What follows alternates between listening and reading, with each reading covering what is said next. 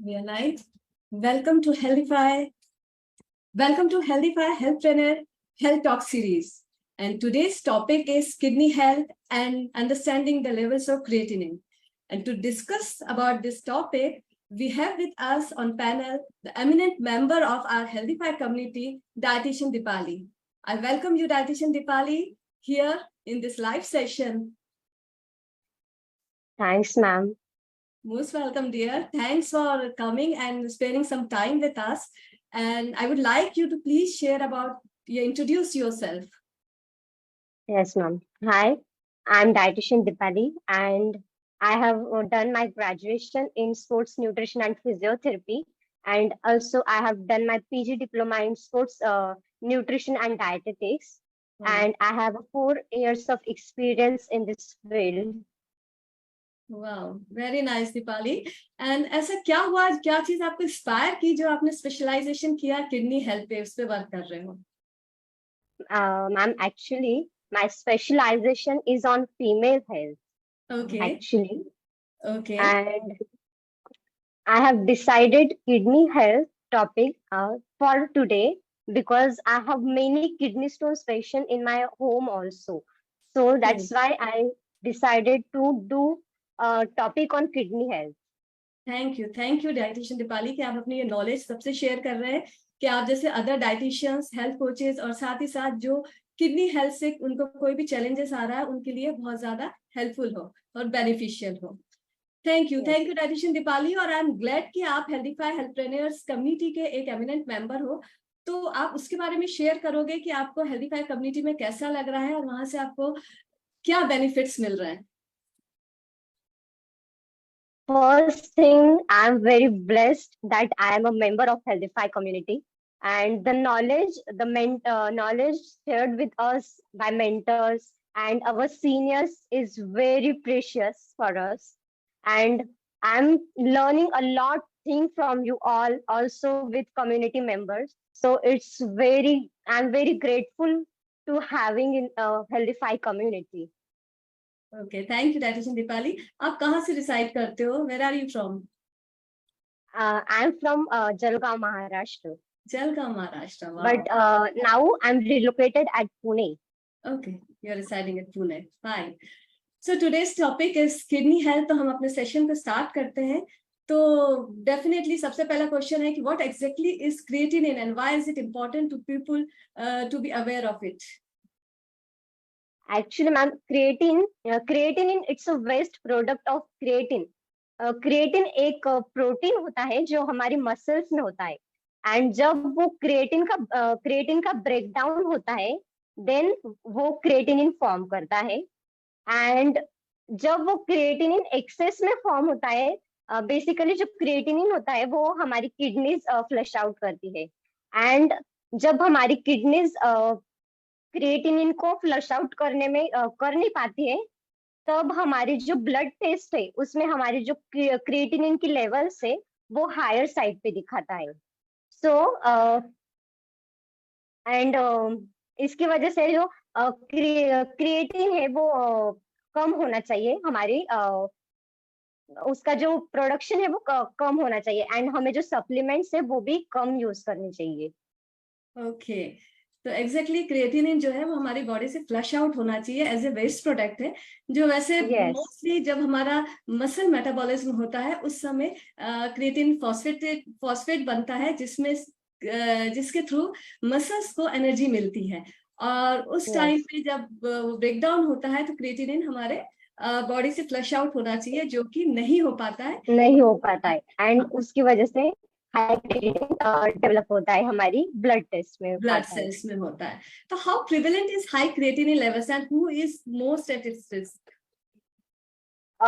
जो क्रिएटिनिन के लेवल्स होती है for males it is 1.2 milligram per DL, and for females it is 1 milligram per DL, and जो mostly जो creatinine की जो हाई लेवल्स है वो स्पोर्ट्स पर्सन में ज्यादातर देखी जाती है, बिकॉज वो क्रिएटिनिन की सप्लीमेंट्स लेते हैं, एंड ऑल्सो वो बहुत ज्यादा एक्सरसाइज करते हैं, उसकी वजह से भी उनका जो मसल ब्रेकडाउन बहुत ज्यादा होता है, एंड उसकी वजह से क्रिएटिन का ब्रेकडाउन होके क्रिएटिनिन ज्यादा फॉर्म होता है। सो ओल्डर एजेस में भी क्रिएटिनिन ज्यादा फॉर्म होता है। And also the person who is taking medications, जो बहुत ज्यादा अगर सर दुख रहा है तो मेडिटेशन ले ली। मतलब अगर कोई भी पर्सन अगर किसी भी चीज के अगर एक्स्ट्रा मेडिकेशंस ले लेता है ना, तो भी हमारी जो किडनी है वो अफेक्ट होती है, एंड उसकी वजह से हमारी जो क्रिएटिनिन की लेवल होती है ना, तो वो भी इंक्रीज हो जाती है। एंड बिल्कुल। जो अल्कोहल कंजप्शन करते हैं, स्मोकिंग करते हैं, सो जो एक्स्ट्रा रेड मीट खाते हैं ना, तो वो भी लिमिट करना चाहिए, बिकॉज उसमें भी, बिकॉज वो हम जो खाते हैं red meat, it's a type, वो मसल ही होता है ना एक्चुअल में। सो वो मसल अगर हम खा रहे हैं तो उसमें ऑब्वियसली क्रिएटिनिन हमारी बॉडी में जाएगा, तो वो एक्सेस हो जाएगा। सो उसकी वजह से हमें वो भी लिमिट करना चाहिए। Okay, exactly. मैं अगर दूसरे वर्ड्स में कहूँ कि जब भी बहुत ज्यादा higher side of protein intake होता है जिसका एब्जॉर्प्शन हमारा लीवर प्रॉपरली नहीं कर पा रहा है, ये लीवर में एब्जॉर्प्शन होने के बाद जब ब्लड में वो जा रहा है तो उसका किडनी ढंग से फिल्टर नहीं कर पा रही है। तो बहुत ज्यादा अगर आप हायर लेवल पे प्रोटीन ले रहे हो तो उसके साथ कॉम्बिनेशन ऑफ कॉम्प्लेक्स कार्ब्स होना बहुत जरूरी है। और जैसे कि आपने शेयर किया कि स्पोर्ट्स पर्सन जो होते हैं, तो जब मसल बिल्डिंग कर रहे होते हैं या सप्लीमेंटेशन ले रहे होते हैं, मे बी प्रोटीन सप्लीमेंटेशन ले रहे होते हैं या फिर क्रिएटिनिन का सप्लीमेंटेशन ले रहे होते हैं, तो उस टाइम पे भी कई बार किडनी पे लोड पड़ रहा होता है अगर वो राइट वे में नहीं ले रहे हैं, राइट हेल्थ कोचेस के गाइडेंस में नहीं ले रहे हैं, तो मसल ब्रेकडाउन हो रहा है, क्रिएटिनिन फॉर्मेशन हो रहा है एंड उससे किडनी पे लोड आ रहा है जिसकी वजह से वो फ्लश आउट नहीं कर पा रहा है। Okay, so what are the common signs and symptoms of high creatinine that people should be aware of? The first sign is frequent urination, मतलब हमारी यूरिनेशन में अगर कोई चेंजेस हो रहे, या फिर यूरिनेशन का कलर हमारा येलोइश हो रहा है, पेल येलो कलर हो रहा है। Hmm. एंड अगर हमारी यूरिनेशन में अगर ब्लॉकेजेस आ रहे हैं, और कई लोगों को मेंटल कंफ्यूजन होता है, नौशिया, वोमिटिंग, ये कुछ ऐसे कॉमन सिम्टम्स है जो क्रिएटिनिन की लेवल्स, हाई क्रिएटिनिन की लेवल्स में हम देख सकते हैं। बिल्कुल। कई बार फैटिग भी होती है बहुत ज्यादा, अगर आपको थकान हो रही है, इन्फ्लेमेशन यस, यानी मसल क्रैम्प्स भी आते हैं। हाँ, मसल्स यस, क्रैम्प्स भी वीकनेस भी आते हैं। होती है। बिल्कुल। और कई बार इन्फ्लेमेशन यानी स्वेलिंग हो जाती है, फेस में स्वेलिंग आ रही है, लेग्स में Yeah. स्वेलिंग आ रही है, यानी कि वाटर रिटेंशन हो रहा है, तो यानी आपका कि क्रिएटिनिन फ्लश आउट नहीं हो रहा। ये सब उसके अर्ली सिम्टम्स हमको देखने को मिलते हैं। तो how can an individual recognize these symptoms early on? कैसे वो रिकॉग्नाइज कर सकता है इन सिम्टम्स को? बेसिकली मैम, अगर हमें सिम्टम्स कोई भी दिख रहे हमारी बॉडी में, जैसे कि यूरिनेशन में अगर हमारी चेंजेस है, या फिर हमें मसल क्रैम्प्स आ रहे, हमारी मसल लॉस हो रहा है, तो ये कुछ अगर ऐसे हमें सिम्टम्स आ रहे, तो फर्स्ट थिंग कि हमें किसी डॉक्टर या फिर न्यूट्रिशनिस्ट या फिर डाइटिशियन से कंसल्ट करना चाहिए। हमें हमारे प्रॉपर ब्लड पैरामीटर्स चेक करने चाहिए, जो कि बहुत इंपॉर्टेंट रोल प्ले करता है कोई भी डिसीज को अर्ली स्टेज में प्रिवेंट, क्योर करने के लिए। बिल्कुल। एडिशन करूंगी, अगर आपको बोन पेन हो रहा है, बहुत ज्यादा फेटिक है, तो आपको बिल्कुल जैसे आपने कहा किसी किडनी स्पेशलिस्ट, इसमें नेफ्रोलॉजिस्ट भी हो सकते हैं एंड क्लिनिकल डाइटिशियन या क्लिनिकल न्यूट्रिशनिस्ट जो रेनल पे वर्क कर रहे हैं, उनसे आपको जरूर कंसल्ट कांटेक्ट कर। करना चाहिए, कंसल्ट करना चाहिए।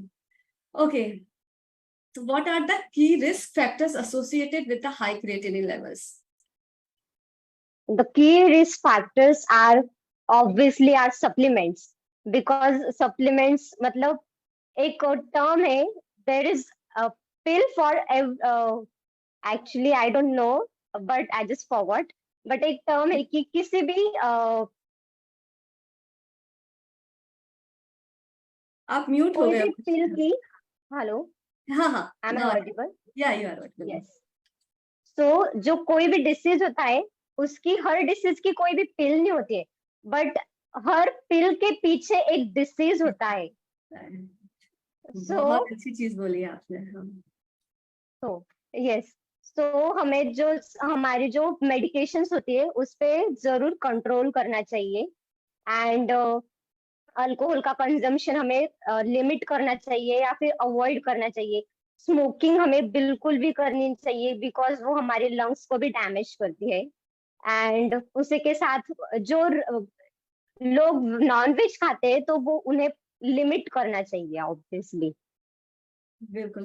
तो हर चीजों को हमको बैलेंस करके रहना चाहिए। यस। जैसे कि बुद्धा में ने कहा हुआ है कि हर चीज आप बैलेंस करके चलो, सम्यक करो, middle path is the best part, जो बुद्ध ने कहा है। तो हर चीज को हमको डेफिनेटली बैलेंस करके रखेंगे, चाहे वो नॉनवेज हो, चाहे वो वर्कआउट हो, चाहे सप्लीमेंटेशन का इंटेक हो, ये कोई भी चीज है, तो हम हर वे में हेल्दी रहेंगे, किडनी हेल्थ को भी लेके। ओके, तो ऐसे कौन से लाइफस्टाइल चेंजेस हैं जो किसी भी इंडिविजुअल को अडॉप्ट करना चाहिए कि अपने किडनी हेल्थ को इम्प्रूव करने के लिए, साथ साथ हाई क्रिएटिनिन लेवल को बैलेंस करने के लिए? First thing is protein. हमें जो प्रोटीन है वो प्लांट बेस्ड प्रोटीन लेना चाहिए। एंड जो रेड मीट होता है उसे लिमिट करना चाहिए। And the next thing is supplements को भी हमें लिमिट करना चाहिए। मेडिकेशंस भी हमें अगर बहुत ज्यादा जरूरत है तभी लेनी चाहिए। स्मोकिंग को लिमिट करना, स्मोकिंग तो अवॉइड ही करनी चाहिए, स्मोकिंग एंड अल्कोहल, बिकॉज इसकी कोई मतलब हमारी बॉडी में कोई इसका बेनिफिट ही नहीं है एक्चुअल में। ये हमारी बॉडी को हार्म ही करते हैं। सो इसे लेने का कोई मतलब ही नहीं है। तो अल्कोहल एंड स्मोकिंग तो बिल्कुल हमें अवॉइड करनी चाहिए। एंड जो फाइबर इंटेक है वो फाइबर इंटेक हमारी बॉडी में अच्छा होना चाहिए। And sodium and sodium and potassium को हमें लिमिट करना चाहिए। एंड कैल्शियम एंड मैग्नीशियम की जो अमाउंट होती है वो उसे भी हमें बैलेंस करना चाहिए। ओके, तो everything should be in the balance. And जो आपका कहना है कि नॉन वेज को बिल्कुल अवॉइड करें या एक लिमिट में लें, as well as alcohol limit. Smoke, हाँ, अल्कोहल एंड स्मोकिंग से जितना डिस्टेंस रखेंगे उतना किडनी हेल्थ आपकी अच्छी रहेगी। Okay, yes. there is any preventive measures people can take to reduce all this risk? वैसे ये चीज आपने यस। शेयर कर ही ली है डेफिनेटली, यस। आप कुछ और बोलना चाहो तो बता सकते हो। यस। प्रिवेंटिव मेजर्स मैम, अगर हमें कोई भी सिम्टम्स है तो ऑब्वियसली हमें कंसल्ट करना चाहिए। अर्ली स्टेज में हम अगर हमें कंसल्ट कर लेते हैं तो हमारे जो डिसीज है वो काफी हद तक क्योर हो जाते हैं अर्ली स्टेज में। And again the protein intake कम करना चाहिए। And smoking, alcohol, all this things, all this parameters should be in balance. Balance form. Protein intake आप किनको कम करने को बोल रहे हो डायटिशियन? जिनको किडनी प्रॉब्लम्स हैं, क्रिएटिनिन चैलेंजेस हैं, उनके लिए कह रहे हैं? Your video is start.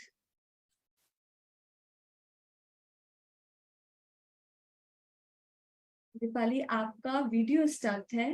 I think so, I can't. Hello. हाँ जी, आपका नेट की शायद कोई चैलेंज आया था। Now you are visible properly. हाँ, आप प्रोटीन इंटेक किनको कम करने को बोल रहे हो? जिन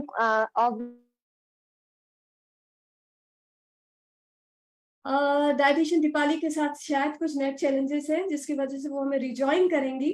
पर अगर आप लोगों के कोई भी क्वेश्चंस है regarding kidney health and creatinine levels, तो आप चैट बॉक्स में उसे पूछ सकते हो और हम उसे एड्रेस करेंगे।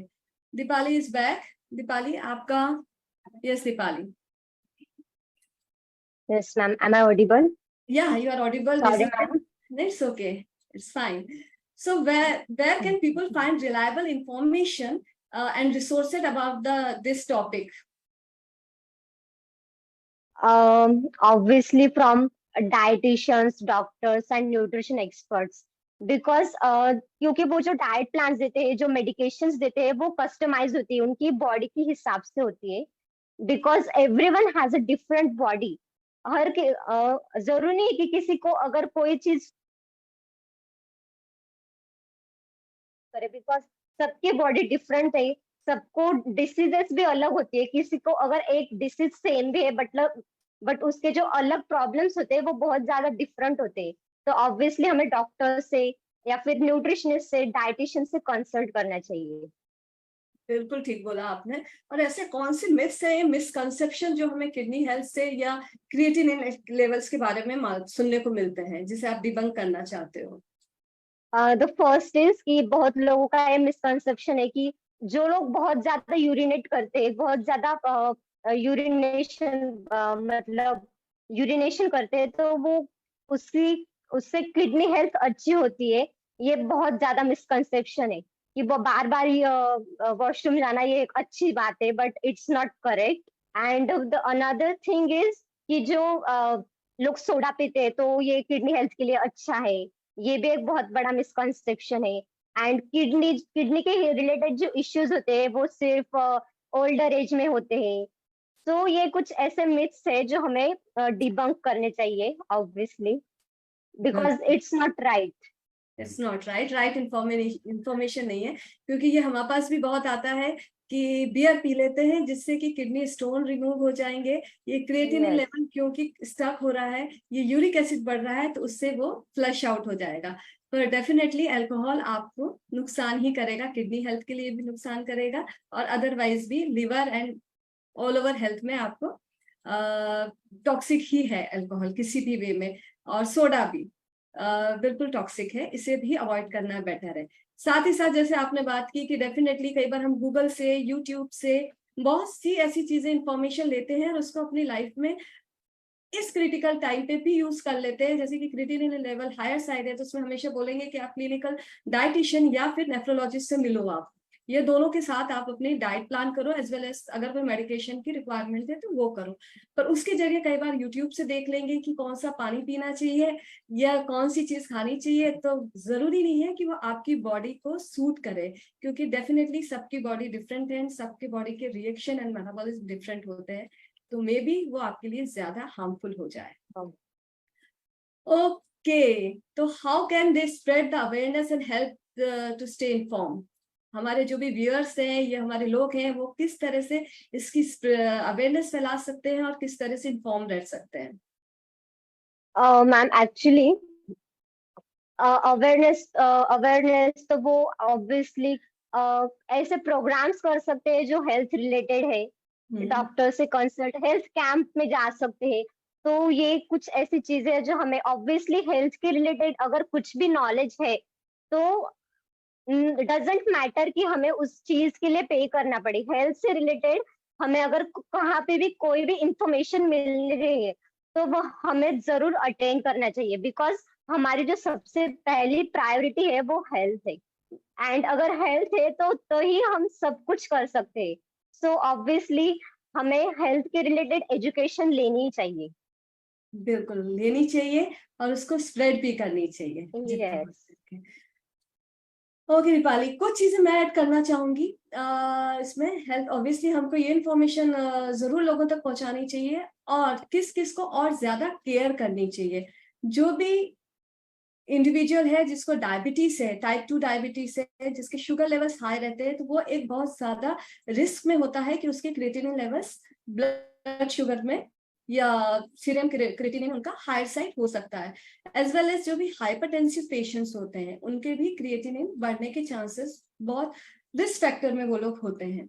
तो उनको ये ध्यान रखना जरूरी है कि उनके शुगर लेवल्स नॉर्मल रहें, उनका हाइपरटेंशन यानी बीपी उनका नॉर्मल थ्रू लाइफस्टाइल, और अगर शुरुआत में जरूरत हो तो मेडिकेशन के थ्रू उसको नॉर्मल रहे। और हाइपरटेंशन में कई बार हम इसको मान लेते हैं कि 140 सिस्टोलिक इज फाइन जा रहा है, इसको हम थ्रू लाइफस्टाइल धीरे धीरे ठीक कर लेंगे। पर अगर किडनी प्रॉब्लम्स आपकी स्टार्ट हो गई हैं, क्रिएटिनिन हाई है, तो नॉट मोर देन 120 to 130 आपका सिस्टोलिक होना चाहिए, उस रेंज के ऊपर नहीं जाना चाहिए, otherwise CKD chronic kidney disease होने के चांसेस हो जाते हैं एंड प्रॉब्लम्स बढ़ सकती हैं। तो अगर आपका शुगर लेवल हायर है या हाइपरटेंसिव हो, क्योंकि इसमें क्या होता है कि ब्लड वेसल्स जो होती है वो डैमेज हो, जैसे शुगर लेवल हाई होगा तो ब्लड वेसल्स आपकी डैमेज होंगी, ब्लड वेसल्स डैमेज होंगी तो फिल्ट्रेशन प्रॉपरली नहीं होगा, एंड नेफ्रॉन्स भी, किडनी के नेफ्रॉन्स भी डैमेज हो जाते हैं अगर आपका शुगर लेवल हाई होता है। And same with the pressure, जब हाई प्रेशर होता है ब्लड में आपके यानी कि हाइपरटेंसिव होते हैं, तो अगेन ब्लड वेसल्स डैमेज होती है, जो किडनी के आउटर ब्लड वेसल्स होती है वो डैमेज हो जाती है। जिसके वजह से again filtration is not easy. तो इनको सबसे पहले मेंटेन करना जरूरी है। और बहुत ज्यादा हाई रिस्क पे शुगर पेशेंट्स यानी कि टाइप 2 डायबिटिक होते हैं, और हाइपरटेंसिव बहुत ज्यादा रिस्क पे होते हैं। इसके अलावा जैसे आपने और चीजें शेयर की, जो आपने ऑन द काउंटर जो भी मेडिकेशंस लेते हैं, खासकर एंटी इन्फ्लेमेटरी जो भी मेडिकेशन होती है, जो non steroidal anti inflammatory medication होती है, जिसको हम लोग बड़े इजीली ले लेते हैं। आज हाथ दर्द हो रहा है, पैर दर्द हो रहा है, जाके ऑन द काउंटर हमने ली और बहुत फ्रीक्वेंटली लेने लगते हैं। तो अगर ये चीज आप लोग कर रहे हैं तो इसको प्लीज अवॉइड करें, क्योंकि ये एक बहुत बड़ा रीजन होता है किडनी डैमेज होने का, किडनी के अदर डिजीजेस होने का, एंड क्रिएटिनिन लेवल्स को हायर साइड करने का। ये कुछ पॉइंटर्स हैं जो ध्यान रखना है। और जैसे कि डाइटिशियन दीपाली ने शेयर किया, नॉन वेज, जब भी अगर आपका नॉन वेज, अगर आपका क्रिएटिनिन लेवल हायर साइड है, तो आपको एक बैलेंस पे लेना है। पर डाइटिशियन दीपाली ये भी देखा है कि कई बार कई लोग होते हैं ना, वो प्रोटीन एकदम बंद कर देते हैं। जिनको नॉलेज नहीं है या जनरल बात कर रहे हैं, या हम यूट्यूब में देखते हैं, तो प्रोटीन बंद करना कभी भी सॉल्यूशन नहीं है, क्योंकि प्रोटीन तो चाहिए आपको। तो प्रोटीन आप नॉन वेज की जगह आप वेज प्रोटीन यानी प्लांट बेस्ड से ले सकते हैं, जो कि आपके लिए हार्मफुल भी नहीं होगा और आपकी जो जरूरत है बॉडी की उसको भी फुलफिल करेगा। तो वो चीजें लें। एग जरूर ले सकते हैं आप, वीकली आप 3 एग्स एग वाइट्स कंज्यूम कर सकते हैं। और अगर कोलेस्ट्रॉल लेवल ठीक है, हाइपरटेंसिव नहीं है आप, तो फुल एग भी कंज्यूम कर सकते हैं। तो ये चीजें ध्यान रखनी बहुत जरूरी है।